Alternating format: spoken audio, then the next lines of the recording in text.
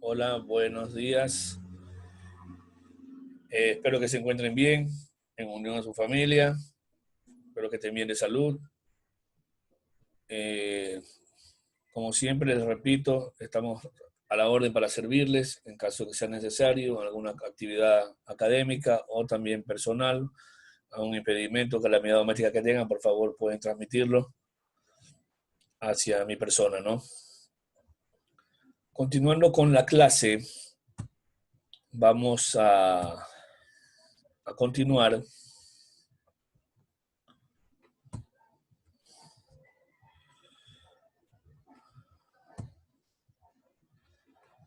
con la unidad 3, el tema 2, el extensionista rural debe conocer aspectos prioritarios, ¿no? ¿Qué es lo que debe conocer el extensionista para poder manejar mejor los tiempos y saber ciertas información o conocimiento o conceptos que puedan manejar aún mejor la asistencia técnica o transferencia de tecnología o de conocimientos en las comunidades o más en sí la elaboración, consecución y establecimiento de proyectos de desarrollo dentro de una comunidad, ¿no? Haciendo una retroalimentación de lo ya visto, eh, tenemos eh, la globalización, que lo vimos anteriormente,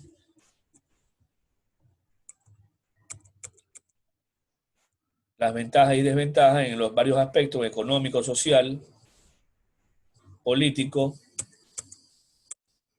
¿no? Eh, en este caso, la globalización económica, qué es lo que era, por qué fue creada y por quiénes fue creada, ¿no? Para qué en sí. Algunos era ventajoso, para otros era una desventaja, ¿no? En este caso, la creación de tratados de libre comercio a nivel mundial. Algunos se acogieron a eso, otros países no, por salvaguardar la producción interna, ¿no? Eh, También las consecuencias, bueno, no consecuencias, ventajas de la globalización económica con respecto al desarrollo industrial, ¿no? Esta favoreció las industrias y a países en vía de desarrollo, ya que estas industrias iban a ser instaladas en esos países por su mano de obra, ¿no? En este caso tenemos un ejemplo de Asia y Latinoamérica, ¿no?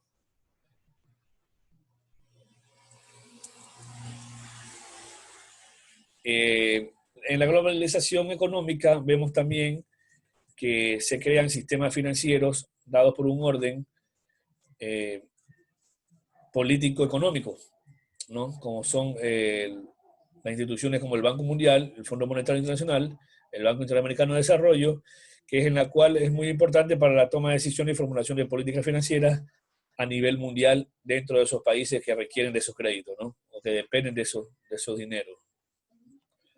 De igual forma, la globalización aumentó la expansión de actividades económicas, generando un intercambio de mercancía a nivel mundial que hasta Ecuador, siendo un país en vías de desarrollo o subdesarrollado, implementó esas políticas, la cual está dando buenos resultados para muchas las empresas pequeñas, ¿no? Artesanales y conocidas, ¿no? Como es el pedido por medio del Internet, solicitando varios artículos de consumo o de servicios también, ¿no?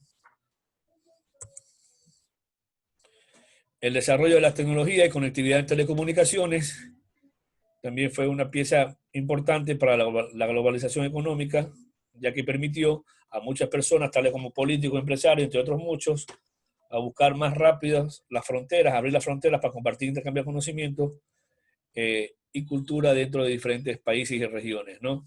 Entonces, esto mejoró mucho, aceleró mucho la parte de ventas, de negocios, de industrias, tecnologías, de información, de datos a nivel mundial, facilitó mucho, ¿no? Entonces, la información ya no es de unos cuantos, ¿no? Ahora casi de todo el mundo tiene acceso, casi todo el mundo tiene acceso. Vimos anteriormente, en otras clases anteriores, que la accesibilidad no está dada a veces por el dinero que tengan, ¿no? Hay muchas personas que tienen el dinero para acceder a estos sistemas, pero no lo hacen, no pueden acceder, para ellos no hay ese sistema. La migración, ¿no? Es otro movimiento migratorio, se globalizó a partir de la globalización económica, ya que muchas personas fueron en busca de empleo a otros países, mejorando su calidad de vida, y a la vez, por medio de divisas, fueron entregando ese dinero a los lugares de origen, ¿no? Mejorando la situación económica a veces hasta de los países, ¿no? De donde eran enviados esas remesas. Y también plantea la globalización la creación de un nuevo orden mundial creado por las potencias, así como la Unión Europea, Inglaterra, Japón, México, Alemania, Francia, Estados Unidos y Canadá, que son los que van a crear las nuevas políticas y tratados, conexiones comerciales, culturales, tecnológicas, y a determinar un orden de control internacional, por ejemplo, en la economía y en los mercados, ¿no? Claro, a ciencia cierta sabe que es el beneficio para ellos, ¿no? Como potencia, porque ellos imponen las reglas, imponen las reglas del juego, ¿no? Hablamos de la agroecología, que también se contrapone a la globalización en cierta forma, pero también va de la mano con ella, ¿no? Ya que la agroecología tiene aproximadamente ya de los años 70, se viene promocionando, y recién en los actuales momentos, hace unos 10 años atrás, se está implementando sistemas agroecológicos a nivel mundial, ¿no? Con buenos éxitos, ¿no? ¿Qué es la agroecología? Para recordar, habíamos dicho que la agroecología es la agricultura alternativa ecológica, el cual, según un autor, Francis et al., es la aplicación de la ecología en todo el sistema de producción de alimentos, incluyendo aspectos sociales, económicos, ambientales. Ya hablamos, ¿no? Sociales, en la interrelación entre personas, económico, la producción de dinero o divisas, y ambientales, cuidados de los bienes y servicios ambientales, ¿no? Bienes como bosques, tierra, agua, y servicios como captación de oxígeno, anhídrido carbónico, aire, etcétera, ¿no? Otro autor habla de que la ciencia que se refiere al estudio de los fenómenos ecológicos dentro del campo del cultivo, tales como relaciones depredador-presa y competencia cultivo o cultivo-maleza, ¿no? Entonces busca siempre el equilibrio, la agroecología, y principalmente involucrar a la familia dentro del sistema, ¿no? Como eje principal, y al suelo. La agroecología busca siempre que el suelo sea el sustento. La importancia del suelo es más que la planta misma, ¿no? El suelo es el sostén. En cambio, a diferencia de la proyección convencional, busca más la importancia es la planta antes que el suelo. El suelo solamente actúa como sostén, ¿no? Y también como proceso de contaminante, ¿no? Al final de cuentas, que ya que todos los fertilizantes agroquímicos que son colocados en el suelo, solamente el 25% es absorbido por la planta, el 30%. Lo demás queda en el suelo incrustado en las partículas y hasta va a fuentes de acuíferas y contamina todo lo que es el agua y la parte del suelo, ¿no? Otro concepto, la forma de agricultura basada en la relación armónica respetuosa entre seres humanos y naturaleza. Esto integra la cosmovisión más que todo, ¿no? De las culturas en cada lugar donde se crea o se produce cultivos o plantas. En este caso estamos hablando de las sabidurías ancestrales milenarias y multidisciplinas científicas modernas, ¿no? Entonces la agroecología es un nexo entre la modernidad, la investigación empírica y investigación científica, ¿no? Entonces, como ustedes leyeron anteriormente en el paper, la agricultura campesina ha tenido un éxito rotundo, siempre con las variedades nativas, ¿no? Las variedades autóctonas de cada zona que están acostumbradas a la variabilidad climática y por ende son de mayor resistencia a plagas y enfermedades, ¿no? Los principios de la agroecología: garantizar la fertilidad de la bioquímica del suelo, promover la recuperación y conservación de la agrodiversidad. Entonces hablamos de la población de insectos, población de animales, población de nematodos, población de todo tipo de animales que se encuentran en la naturaleza, ¿no? Hasta pueden entrar virus y bacterias, ¿no? La fertilidad del suelo, contenido de nutrientes, y la biodinámica, cómo estos nutrientes se mueven a través del suelo y son absorbidos por la planta. Porque muchas veces un suelo infértil no necesariamente no puede tener contenido de nutrientes, sino que a veces esos nutrientes son inmovibles, porque no hay materia orgánica y no tiene la planta cómo absorberlo por medio de las raíces, ¿no? El manejo adecuado de cuencas hidrográficas, ya hablamos que son todos los ríos, vertientes que están alrededor de una localidad, una región. Se dividen también en cuencas altas, medias y bajas, de acuerdo a los cultivos y a las actividades que se encuentran en cada lugar, ¿no? Optimización de ciclos naturales, nutrientes y energía, ¿no? Esos son los ciclos del agua, ciclos del carbono, etcétera, etcétera, lo que sucede en la naturaleza. Bueno, eso fue una breve retroalimentación.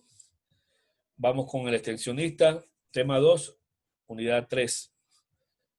Debe conocer aspectos prioritarios. ¿Prioritarios como cuáles? 1. Conocer el concepto de pobreza humana y extrema, ¿no?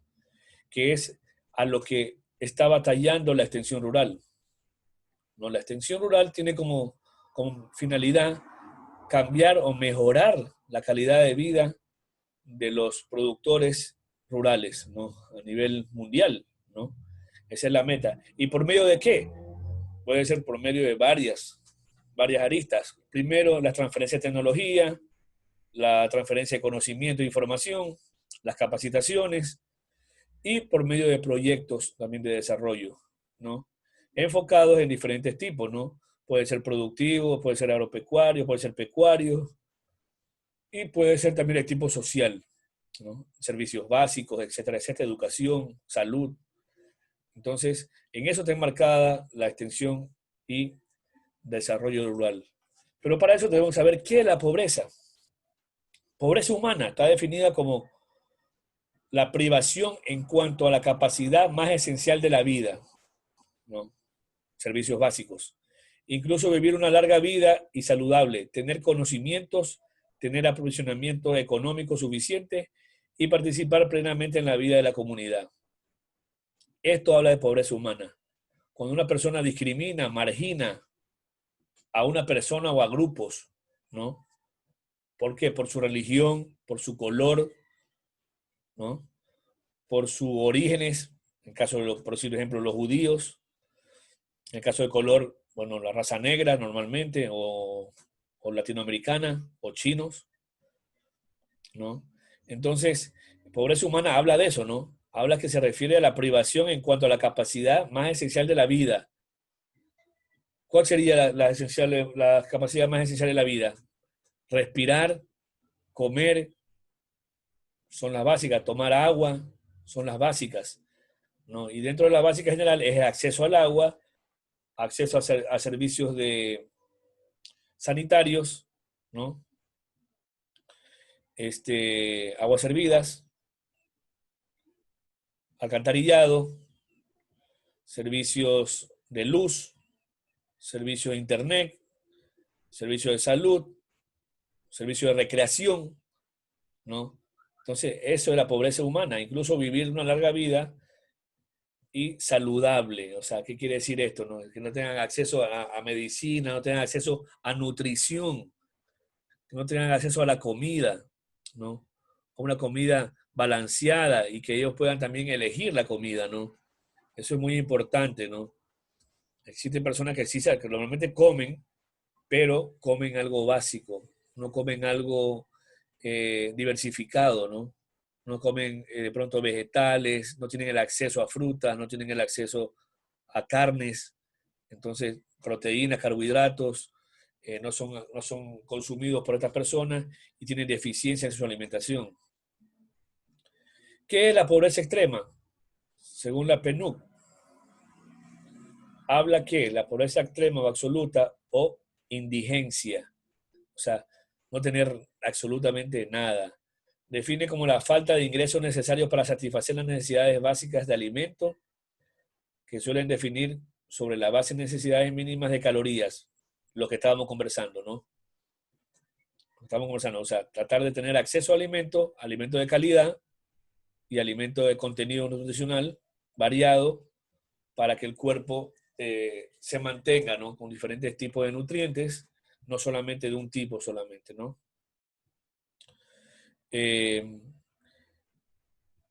Según el Banco Mundial, pobres extremos son los que viven con menos de 1,25 al día.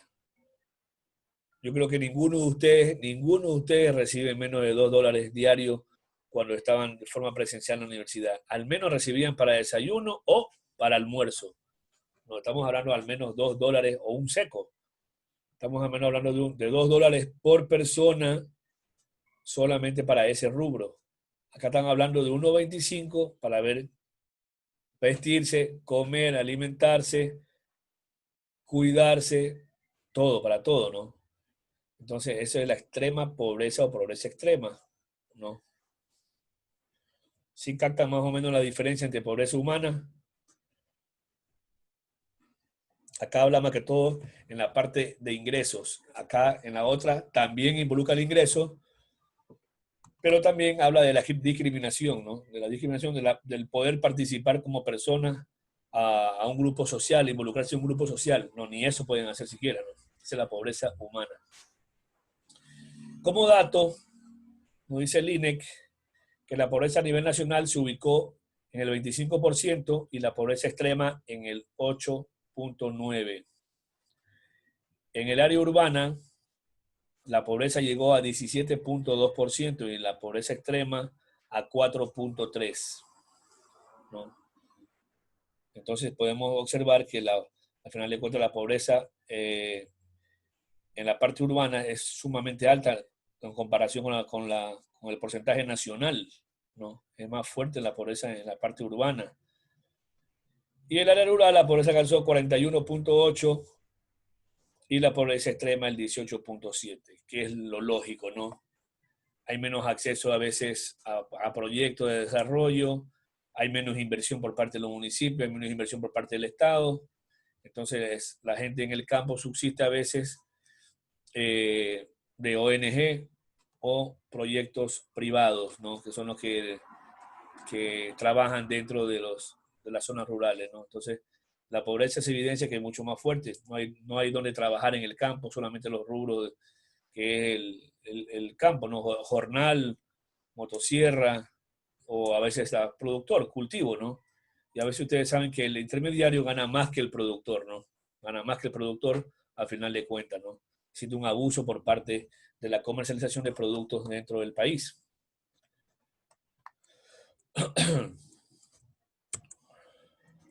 En el contexto mundial, ¿qué nos dicen? Unos 783 millones de personas viven debajo del umbral de pobreza internacional, con $1.90 diarios. Ojo, tenemos que hacer conciencia, ¿no? A veces nosotros nos quejamos de que nosotros somos pobres o que no tenemos dinero o que no nos alcanza, pero si se ponen a ver estos datos, 783 millones de personas, ¿no? Viven con menos de 1.90 diario, ¿no? Entonces estamos hablando de un lugar de pobreza demasiado, ¿no? Demasiado poco. En el mundo existen 122 mujeres entre 25 y 34 años que viven en extrema pobreza por cada 100 hombres del mismo grupo de edades. ¿Qué le parece ese dato? ¿Qué nos puede decir ese dato? ¿No? En el mundo existen 122 mujeres entre 25 y 34 años que viven en extrema pobreza en relación a cada hombre. O sea, 22 mujeres más que en los hombres. O sea, existe más pobreza en las mujeres que en los hombres, ¿no? ¿A qué se deberá esto? Habría que analizar esto, ¿no? En la retroalimentación podemos analizar ciertos puntos que me gustaría que ustedes ya vayan averiguando, se vayan enfocando, para la hora de la hora hagan sus aportes cuando hagamos la retroalimentación en vivo, ¿no? Sincrónica, ¿no? Los que puedan conectarse, ¿no?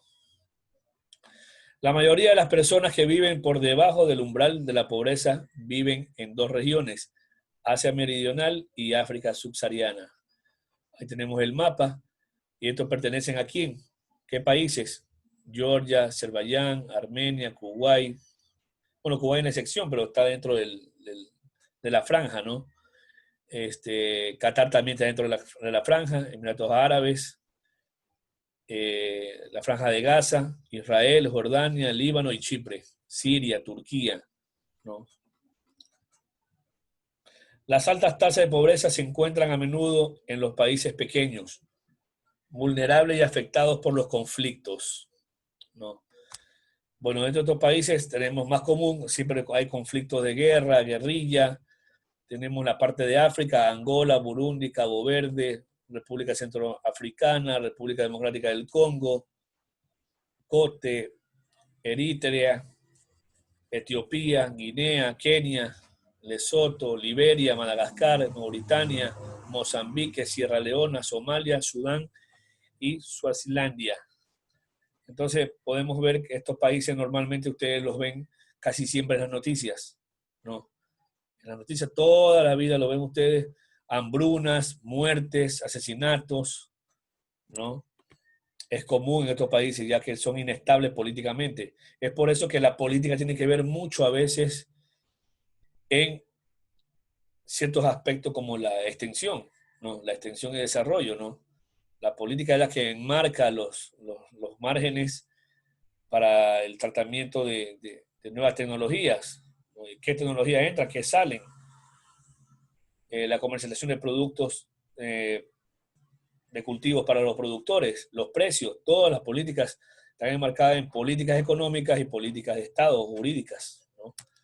Porque también existen políticas jurídicas que dependiendo del producto le ponen tal requisito y si no los cumplen no pueden salir del país o si no le pagan a menos precio.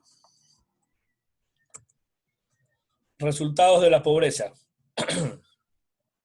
El hambre, ¿no? El hambre es un resultado de la pobreza. ¿Qué se puede definir como hambre? Escasez de alimentos básicos que causa carestía, miseria generalizada, ¿no? Simple. El primer resultado de la pobreza es el hambre. Otro resultado que no se da mucho aquí en Ecuador es la hambruna. Se define como hambruna la escasez de alimentos básicos que causa carestía y miseria generalizada, concepto asociado con las imágenes de inanición masiva, ¿no? Puede definirse como el resultado de una secuencia de procesos y sucesos que reduce la disponibilidad de alimentos o el derecho a alimentos. Bueno, para reducirle la hambruna es como global o grupal. El hambre o la pobreza puede estar dada en ciertos grupos dentro de un estado, ¿no? Normalmente sabemos que siempre la parte de la pobreza lo llevan son los inmigrantes internos, los que van a ser los cinturones de marginales en las ciudades grandes, ¿no? Los que tienen menos acceso a educación, ¿no? Los que invaden terrenos, los que vienen del campo a formar esas cinturones de pobreza en las ciudades grandes. La hambruna, estamos hablando ya de algo mucho más grande, ¿no? Hablamos de partes de países, partes de un continente, ¿no? Como es la hambruna del continente africano, no solamente de un solo país, sino que abarca varios países en África, porque a veces en los años 80 hubo una situación de sequía, entonces, por el fenómeno del niño, y no hubo producción durante un año, ¿no? Un año, entonces la gente se estaba muriendo de hambre, todo el casi parte del continente, ¿no? Y los continentes más vulnerables eran los que tenían conflictos militares o políticos. Eran peor todavía, eran más susceptibles, más vulnerables a este tipo de eventos, ¿no? Pero son masivos, ¿no? Esta hambruna es masiva. Un ejemplo también de hambruna podemos decir en la Segunda Guerra Mundial, este,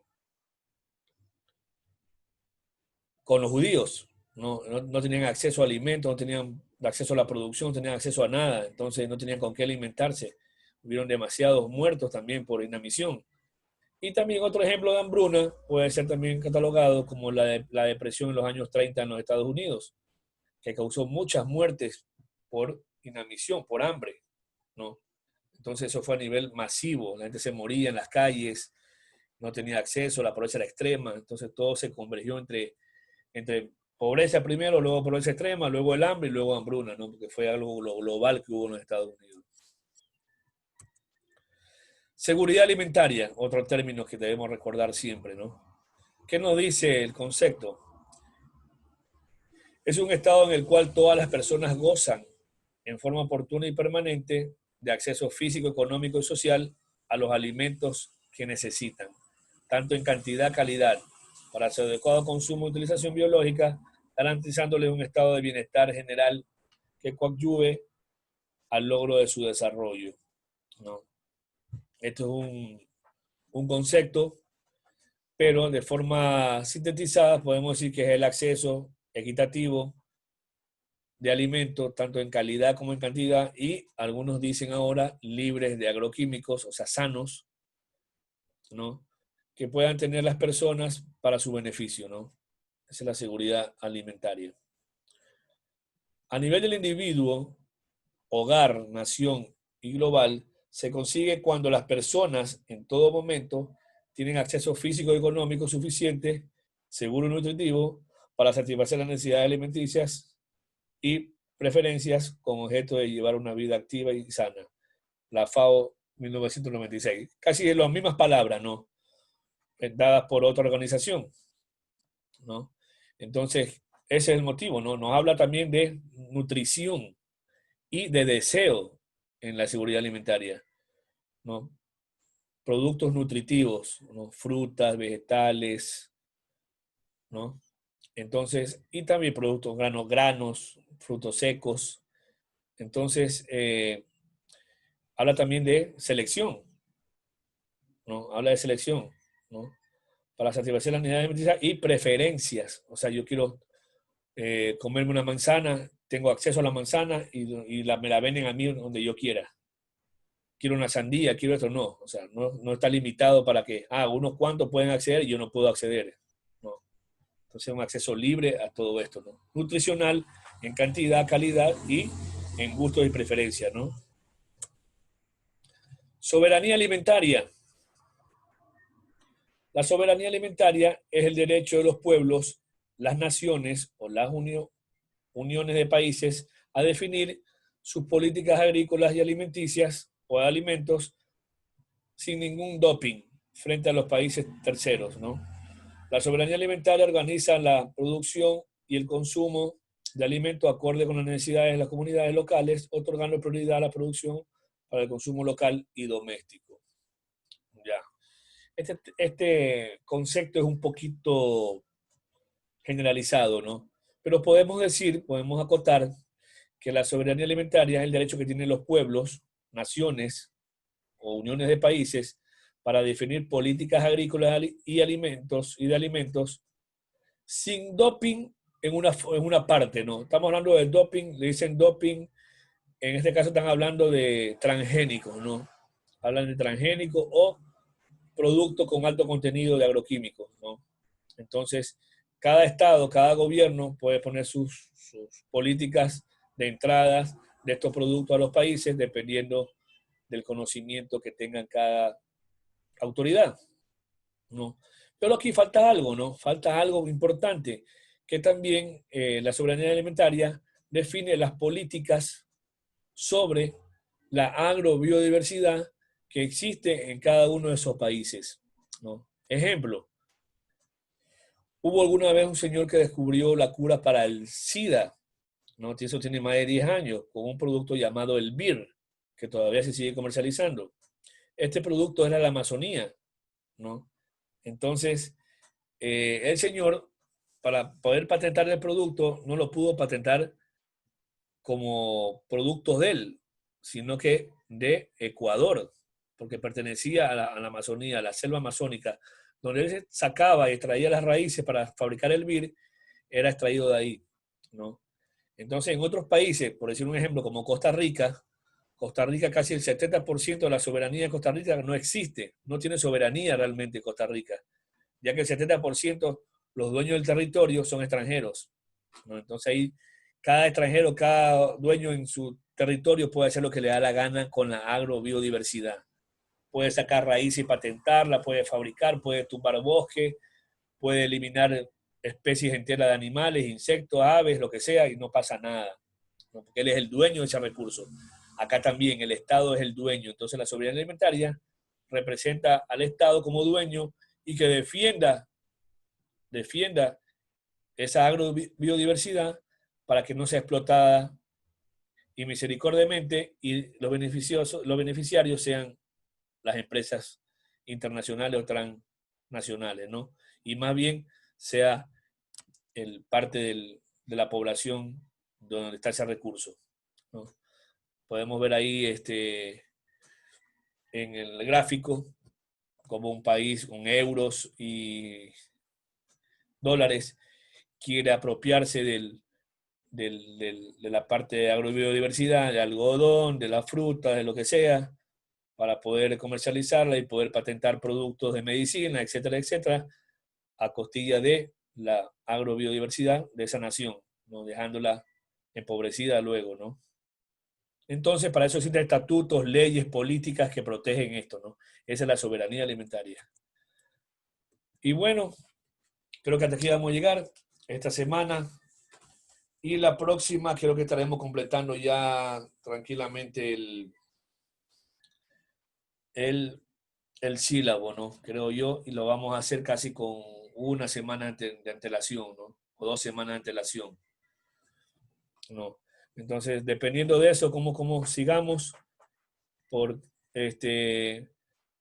tendrán que ustedes ir avanzando ya en sus preguntas, por favor. Vayan revisando todas las preguntas que quieran hacer para el momento de la retroalimentación. Vayan al examen y al test. El test lo tenemos creo que una semana antes de agosto. Creo que por ahí, a fines de este es el test. Entonces, por favor, vayan preparándose en eso para cualquier duda. Vuelvo, repito, en la retroalimentación, si quieren esperar hasta fin de mes, o también pueden hacer tutorías académicas en el cual puedo salir de la duda, ¿no? O sacarlo de las dudas a ustedes. Bueno, creo que eso es todo. Muchas gracias, compañeros. Nos estaremos viendo la próxima semana, si Dios quiere, ¿no? Pasen bien, muchas gracias.